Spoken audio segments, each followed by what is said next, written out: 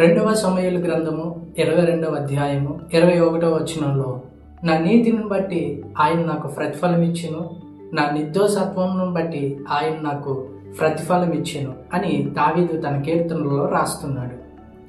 దావీదు ఈ కీర్తన సౌలు చేతి నుండి అలాగే తన శత్రువుల చేతి నుండి తప్పించబడినప్పుడు మరియు అతడు వయసు మీద పడిన తర్వాత రాసిన కీర్తన.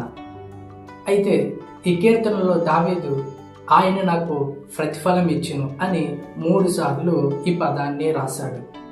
అంటే దావీదు దేవుని నుండి ప్రతిఫలాన్ని కోరుతున్నాడు, మేలును కాదు.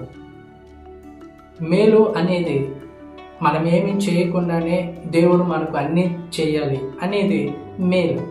స్వస్థతలు, అద్భుతాలు, ఇలా మనం మేలును కోరుతాం.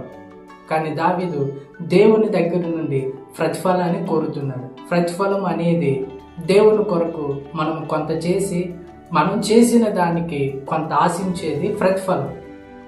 దావీదు దేవుని నుండి ప్రతిఫలాన్ని కోరుతున్నాడు.